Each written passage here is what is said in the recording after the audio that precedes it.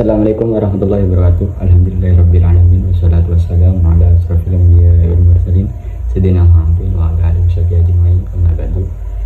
Yang saya hormati juga saya muliakan pengasuh pondok pesantren sekretaris ketua yayasan yakni Al Mukarram Kiai Haji Muhammad Hasan Mutawakil Allah sarjana hukum majelis manajemen, dan juga yang saya hormati dan juga saya muliakan Bapak Rektor Universitas Islam Zainul Hasan Genggong yakni Bapak Abdul Aziz Wahab BAMAG, dan juga dosen mata kuliah kami materi PAI di MTS yakni Ibu Gustiana Arisanti MPDI.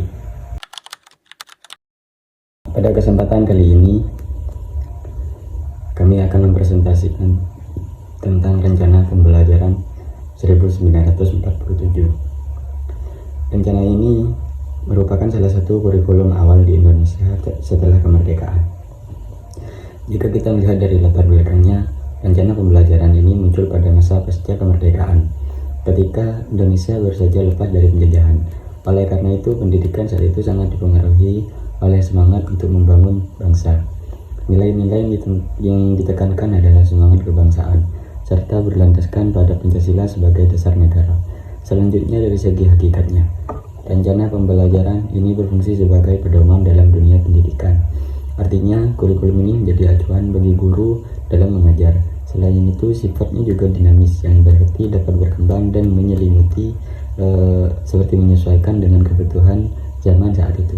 Jadi secara garis besar, rencana pembelajaran 1947 ini tidak hanya sekedar menjadi alat untuk tidak hanya sekedar mengatur pelajaran, tetapi juga menjadi alat untuk membentuk karakter bangsa yang baru merdeka pada saat itu.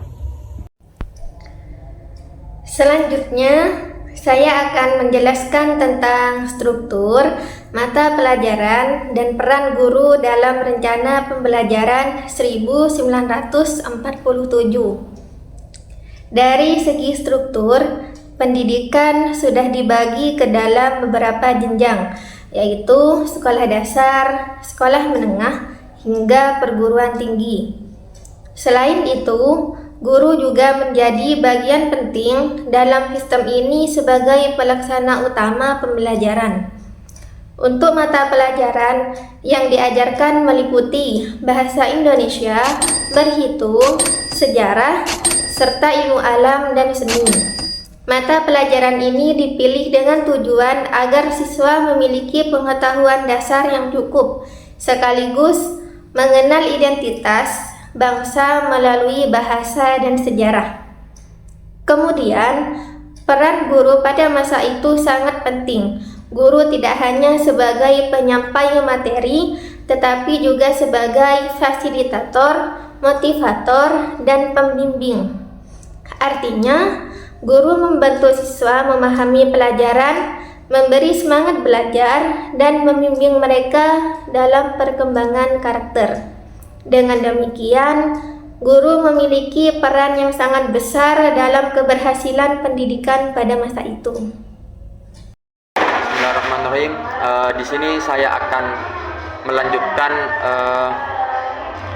atau menjelaskan tentang tujuan, ciri, serta kelebihan dan kekurangan dari rencana pembelajaran tahun 1947. Menurut saya, tujuan utama dari kurikulum ini itu adalah untuk membentuk watak siswa yang memiliki rasa nasionalisme dan patriotisme.